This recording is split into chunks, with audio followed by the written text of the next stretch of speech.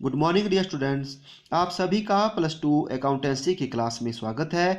आज से हम नया चैप्टर स्टार्ट करने जा रहे हैं और चैप्टर है अकाउंटिंग रेशो, जिसको हम हिंदी में लेखांकन अनुपात कहते हैं। सबसे पहले हम जानते हैं मीनिंग ऑफ रेशो, अनुपात का अर्थ। रिलेशनशिप बिटवीन टू रिलेटेड और interdependent items expressed in arithmetically term is called a ratio. दो संख्याओं के बीच तुलनात्मक दृष्टि से जो अंकगणितीय संबंध स्थापित किया जाता है उसे अनुपात कहते हैं। A ratio is an expression of the quantitative relationship between two numbers. अनुपात दो संख्याओं के बीच संख्यात्मक अभिव्यक्ति है। तो हमने क्या जाना, अनुपात क्या है? तो अनुपात एक तो दो संख्याओं के बीच में अंकगणितीय संबंध स्थापित करता है या दो संख्याओं के बीच में संख्यात्मक अभिव्यक्ति है। तो अनुपात के अर्थ को जानने के बाद हम जानते हैं मेथड्स ऑफ रेशो एनालिसिस, अनुपात विश्लेषण की विधियों को। हम रेशो जो है कैसे कैसे कैलकुलेट कर सकते हैं? तो रेशो को कैलकुलेट करने के 3 मेथड हैं। फर्स्ट है परसेंटेज मेथड, सेकंड है रेट मेथड और थर्ड है प्रोपोर्शनेट मेथड। इन तीनों मेथड में से किसी भी एक मेथड से हम क्या कर सकते हैं, रेशो को कैलकुलेट कर सकते हैं। अब हम एक एक करके इन मेथड्स को समझते हैं। तो फर्स्ट है प्रतिशत विधि, जिसको हम इंग्लिश में कहते हैं परसेंटेज मेथड। तो इस विधि द्वारा किस तरह से रेशो कैलकुलेट की जाती है, इसको समझते हैं। इस विधि में एक संख्या को दूसरी संख्या द्वारा भाग देने पर प्राप्त भागफल को 100 से गुणा किया जाता है। तो इस मेथड में हम कैसे कैलकुलेट करेंगे? हम क्या करेंगे, एक संख्या को दूसरी संख्या के द्वारा क्या करेंगे, भाग देंगे। तो आपको पता है कि अनुपात क्या है, हमने अभी जाना कि दो संख्याओं के बीच में अंकगणितीय संबंध स्थापित करता है या अनुपात दो संख्याओं के बीच में संख्यात्मक अभिव्यक्ति है। तो हमारे पास कितनी संख्या होंगी, दो। तो हम क्या करेंगे, पहली संख्या को दूसरी संख्या द्वारा भाग देंगे और जो हमारे पास भागफल आएगा उसको हम 100 से क्या करेंगे, गुणा, और हमारे पास परसेंटेज मेथड से रेशो कैलकुलेट हो जाएगी। तो अब हम जानते हैं एक एग्जांपल से। तो एग्जांपल में हमने करंट एसेट्स ले ली है 2 लाख रुपीज़ की और करंट लाइबिलिटीज हमने ले ली है 1 लाख रुपीज़ की। तो हमारे पास दो संख्याएं हैं, एक संख्या 2 लाख है और एक क्या है, 1 लाख। जो 2 लाख है वो क्या है, वो करंट एसेट्स है और 1 लाख क्या है, वो करंट लाइबिलिटीज है। तो अब हम परसेंटेज मेथड से कैसे कैलकुलेट करेंगे? तो हम क्या करेंगे, 2 लाख को 1 लाख से डिवाइड करेंगे और जो हमारे पास आएगा उसको हम 100 से क्या करेंगे, मल्टीप्लाई करेंगे और हमारे पास परसेंटेज मेथड से रेशो कैलकुलेट हो जाएगी। तो देखते हैं। तो 2 lakh divide by 1 lakh multiply by 100, और जब हम इसको सॉल्व करेंगे तो हमारे पास आ गया 200 परसेंटेज। तो ये हमारी रेशो कैलकुलेट हो गई। तो रेशो क्या है, दो संख्याओं के बीच में अंकगणितीय संबंध स्थापित करता है या जो रेशो है वो दो संख्याओं के बीच में संख्यात्मक अभिव्यक्ति है। Ratio is an expression of quantitative relationship between two numbers. अब हम जानते हैं सेकंड मेथड से। सेकंड मेथड से किस तरह से कैलकुलेट किया जाता है? तो सेकंड है दर विधि, जिसको हम इंग्लिश में कहते हैं रेट मेथड। तो इस विधि में एक संख्या को दूसरी संख्या से भाग देकर भागफल प्राप्त किया जाता है और यह देखा जाता है कि एक संख्या दूसरी संख्या से कितनी गुना है। तो इसमें क्या करेंगे, हमने परसेंटेज मेथड में क्या किया, हमने परसेंटेज मेथड में एक संख्या को दूसरी संख्या से भाग दिया और जो हमारे पास भागफल आया उसको हमने किससे गुणा किया, 100 से। अब यहाँ पर हम क्या करेंगे, यहाँ पर जो हमारे पास भागफल जो आएगा, हमने जब हम एक संख्या को दूसरी संख्या से भाग देंगे, जो भागफल आएगा बस वही हमारा क्या हो जाएगा, आंसर होगा। और हम देखेंगे कि वो दूसरी संख्या का कितनी गुना है। ठीक है। तो अब हम जो एग्जाम्पल है वो ऊपर वाले लेते हैं, जिसमें हमने लिया हुआ है करंट एसेट्स 2 लाख रुपीज़ की और करंट लाइबिलिटीज़ 1 लाख रुपीज़ की। तो रेट मेथड से कैसे कैलकुलेट होगा? तो 2 lakh divide by 1 lakh is equal to 2 times. तो इसका मतलब हो गया कि एक संख्या जो है वो दूसरी संख्या का कितने गुणे हैं, 2 गुना है, 2 टाइम्स है। ठीक है। तो ये हमारा जो है रेशियो कैलकुलेट हो जाएगा रेट मेथड से। तो फिर से हम डिस्कस कर लेते हैं। परसेंटेज मेथड में हम एक संख्या को दूसरी संख्या से भाग और जो भागफल आएगा उसको 100 से गुणा, और रेट मेथड में सिर्फ हम भाग ही देंगे और भाग देने के बाद हम जानेंगे कि एक संख्या दूसरी संख्या का कितना गुणा है। अब थर्ड मेथड जानते हैं। तो थर्ड है अनुपात विधि। जिसको हम इंग्लिश में कहते हैं प्रोपोर्शनेट मेथड। अब इस मेथड से हम कैसे कैलकुलेट करते हैं, तो इस विधि में दो मदों के बीच संबंध को एक अनुपात के रूप में प्रत्यक्ष रूप से व्यक्त किया जाता है। तो इसमें हम क्या करेंगे, अनुपात के रूप में व्यक्त करेंगे, प्रोपोर्शनेट के रूप में व्यक्त करेंगे।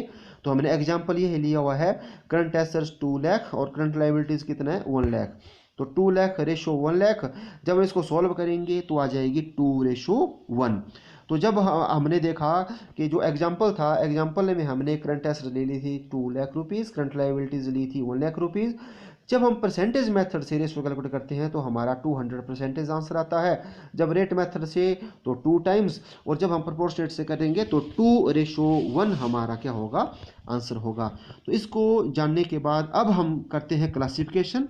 तो क्लासिफिकेशन ऑफ रेशो, तो फर्स्ट जो है क्लासिफिकेशन हम करते हैं, on the basis of purpose ratio में बी क्लासिफाइड एज अंडर। तो उद्देश्य के आधार पर अनुपातों का वर्गीकरण निम्न प्रकार से किया जा सकता है।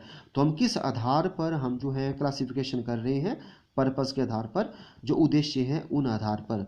तो हमारे कितने रेशो होते हैं, फर्स्ट है लिक्विडिटी रेशो, जिसको हम हिंदी में कहते हैं तरलता अनुपात। सेकंड है सोल्वेंसी रेशो, जिसको हम हिंदी में कहते हैं शोधन क्षमता अनुपात। थर्ड है टर्नओवर और एक्टिविटी और परफॉर्मेंस रेशो, जिसको हम हिंदी में कहते हैं आवर्त या क्रियाशीलता या निष्पादन अनुपात। और फोर्थ है प्रॉफिटेबिलिटी रेशो, जिसको हम हिंदी में कहते हैं लाभप्रदता अनुपात। तो ये 4 जो है हमारे पास रेशो है, जो हमने क्लासिफिकेशन की पर्पस के आधार पर, उद्देश्य के आधार पर। तो फर्स्ट जो है, जो हमारी लिक्विडिटी रेशो है, उससे हमारे को पता चलता है कि जो हमारी करंट लायबिलिटीज़ है उसको हमारी जो है पे करने की कितनी योग्यता है, कितने हम जो है उसमें एलिजिबल हैं। और सेकंड जो है सॉल्वेंसी रेशो, ये हमारे को बताती है कि जो हमारी लॉन्ग टर्म लायबिलिटीज़ है उसको हम पे करने में कितने कैपेबल है, कितनी हमारे में एबिलिटी है। और जो टर्नओवर है, ये हमारे को परफॉर्मेंस के बारे में बताती है कि जो बिजनेस है उसकी परफॉर्मेंस कैसी चली हुई है। और प्रॉफिटेबिलिटी, ये तो आपको पता ही है, जो बिजनेस है उसकी स्थापना किसके लिए की जाती है, लाभ कमाने के लिए। तो जब भी हमने देखना है कि कितना हम लाभ कमा रहे हैं, तो वो इस रेशो से क्या होता है, कैलकुलेट होता है। तो अब हम एक एक करके क्या करेंगे, इनको समझेंगे। तो सबसे पहले हम जानते हैं जो फर्स्ट है लिक्विडिटी रेशो, इसके बारे में। तो लिक्विडिटी रेशो को हम हिंदी में कहते हैं तरलता अनुपात। तो सबसे पहले हम जानते हैं कि लिक्विडिटी क्या है।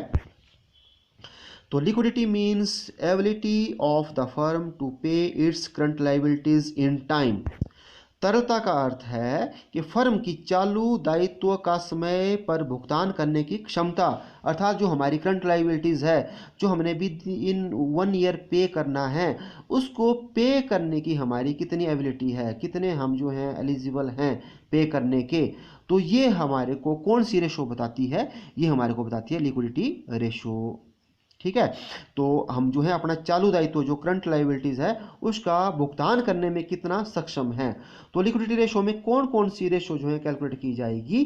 तो liquidity ratio includes 2 ratio, first है करंट रेशो एंड सेकंड है क्विक रेशो। तो लिक्विडिटी रेशो में हम 2 रेशो जो है कैलकुलेट करेंगे, एक जो है करंट और दूसरी क्या है क्विक रेशो। तो सबसे पहले हम जानते हैं कि करंट रेशो को कैसे कैलकुलेट किया जाता है। तो current ratio is equal to current assets upon current liabilities. तो जब हम करंट एसेट्स को करंट लायबिलिटी से भाग देंगे तो हमारे पास करंट रेशो कैलकुलेट हो जाएगी। तो हमारे को सबसे पहले पता होना चाहिए कि जो करंट एसेट्स हैं इसमें कौन कौन सी एसेट्स को हम शामिल करते हैं और करंट लायबिलिटीज़ में किस किस को हम शामिल करते हैं। तो करंट एसेट्स क्या होती है, करंट एसेट्स में उन एसेट्स को हम इंक्लूड करते हैं which convert into cash with in 1 year, जिनसे हमारे को 1 वर्ष के अंदर अंदर रोकड़ मिल जाता है, या जिन एसेट्स को हम 1 वर्ष के अंदर अंदर रोकड़ में परिवर्तित कर देते हैं। तो अब हम जानते हैं कि करंट एसेट्स में क्या क्या हम इंक्लूड करेंगे। तो करंट एसेट्स में सबसे पहले cash in hand, cash at bank, bills receivables, short term investment, marketable securities, sundry debtors. और सन्ड्री डेटर्स कैसे निकलेंगे, डेटर्स में से जो भी प्रोविजंस है या बैड डेट्स है हम उनको क्या करेंगे लेस, और हमारे पास सन्ड्री डेटर्स आ जाएंगे। प्लस स्टॉक, तो स्टॉक हम जो है फिनिश्ड गुड्स का भी ले लेंगे, रॉ मटेरियल का भी ले लेंगे, वर्क इन प्रोग्रेस का भी ले लेंगे।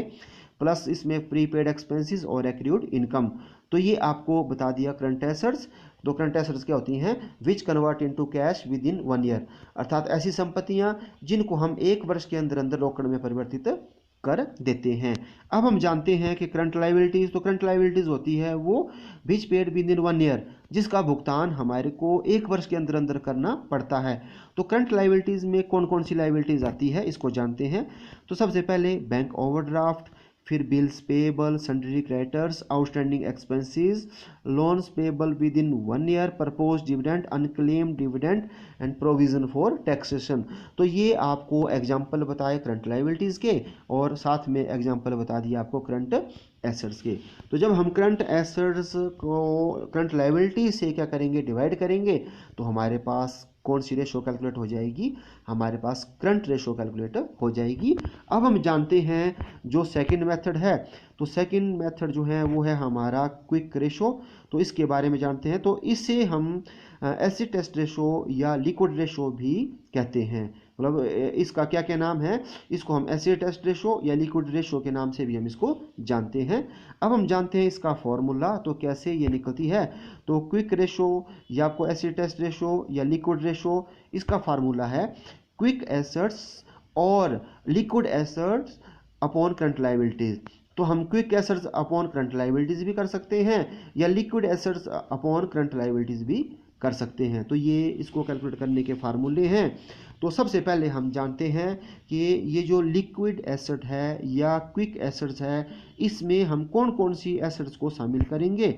तो quick assets equal to cash in hand plus cash at bank plus bills receivable, short terms investment, marketable securities, sundry debtors, debtors में से प्रोविजन लेस करके बताया था आपको भी, प्लस एक्रूड इनकम्स। तो ये जो हैं ये आपकी कौन कौन सी एसेट्स होती है, क्विक एसेट्स।